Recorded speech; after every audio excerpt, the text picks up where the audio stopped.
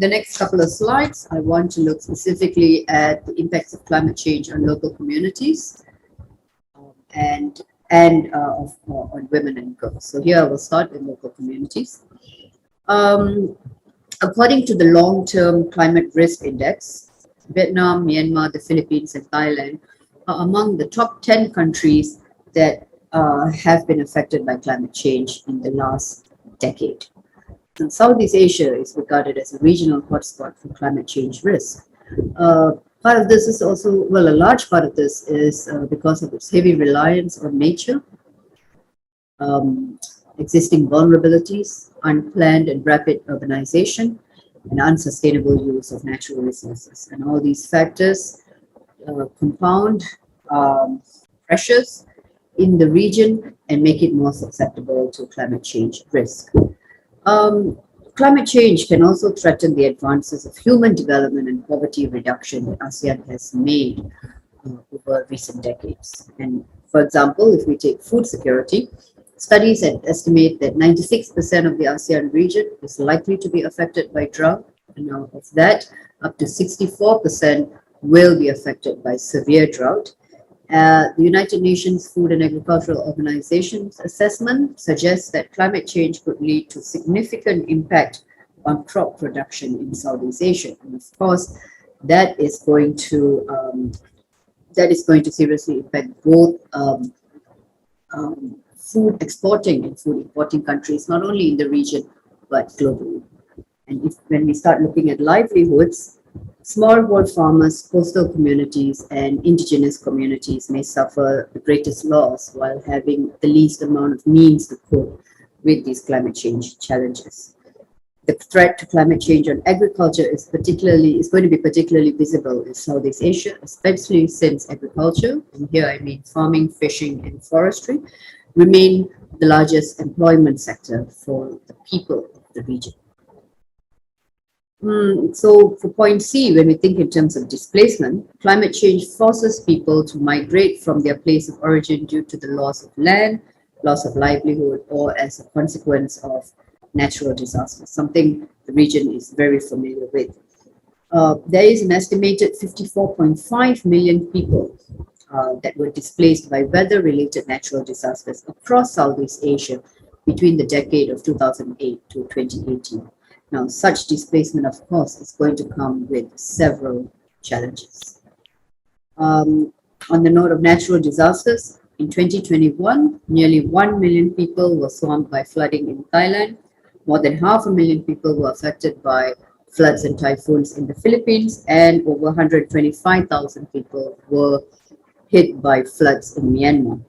Now, studies have also indicated the correlation between climate-related factors and the emergence of more frequent and intense storms.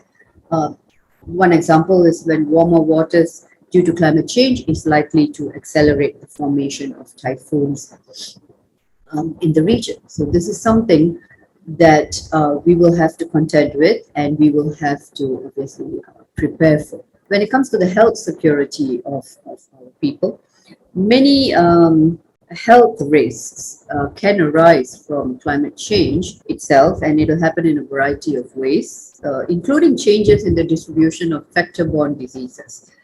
For example, when we have diseases like dengue and malaria, which are spread by mosquitoes, climate change or warmer weathers can result in the creation of more favorable conditions for mosquito populations in areas that may not have been so favorable for their propagation. And of course, other types of health concerns would be heat waves or heat strokes, and also heat waves that can result in heat strokes, and of course, access to safe drinking water.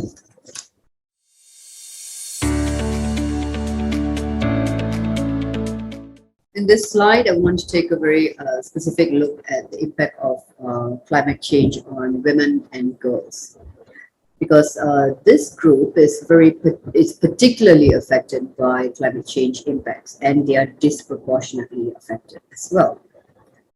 Just very briefly, when we look at agricultural work, women are very involved in agriculture in the region, from anything from 50 to 90%. of women do, well, not of women, but of agricultural labor is made up of women. What can happen is that women can be displaced from this work and deployed elsewhere, especially in the homes when we see agriculture being affected by changes in climate, especially in terms of getting water, and dealing with food security of the household, or even going off to work so that there is an additional income where which can go towards buying food for the family.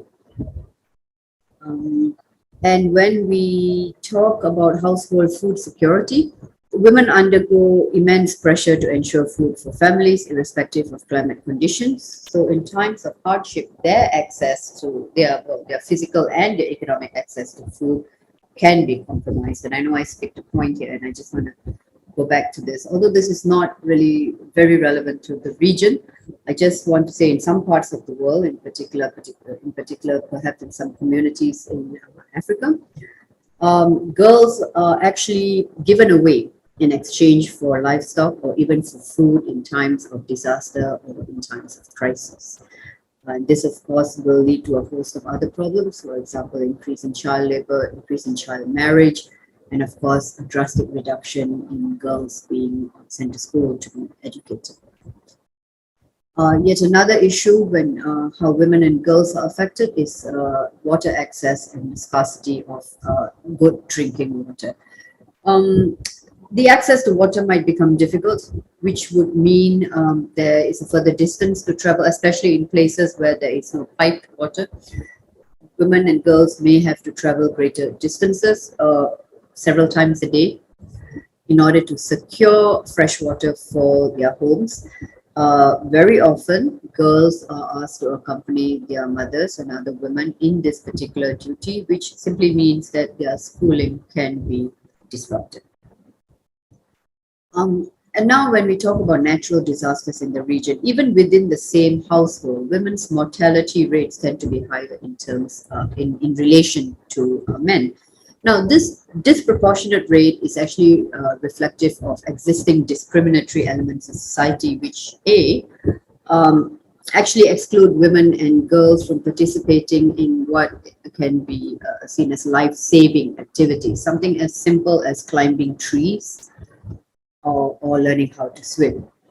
And B, because of particular societal norms or gender norms, women often shy away from rescue from male first responders.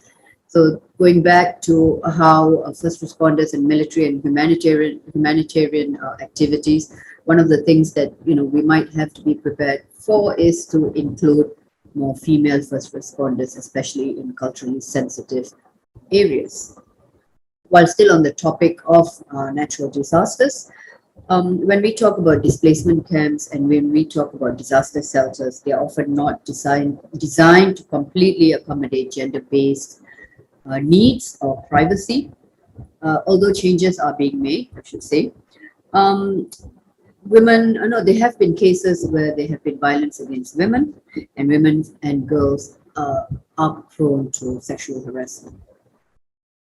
Displacement can also result in the breakup of informal networks amongst women, which is in fact a vital social capital.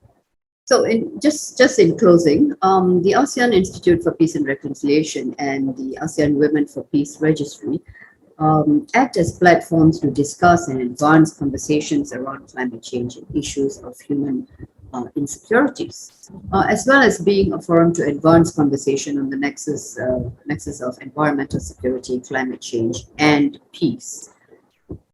The idea of security is no longer a traditional militaristic one. Threats arise from anywhere. So the concept of security needs to be expanded now to protect the well-being, dignity, and stability of human lives. And such platforms, such as this lecture by the ASEAN-IPR and its bodies like the AWPR, shed light on these matters through, this lecture series and a host of other platforms such as conferences and webinars, which allow for the discussion and exchange of ideas on these issues. Now, one of the first ways towards understanding what it takes to secure peace in the region is to disseminate information on potential threats that can face communities and people. It is only by expanding our knowledge and gathering important information can we move towards better serving our people and our future in these uncertain times. And with that, I'd like to end my lecture. I do hope it has been beneficial, and have a pleasant day.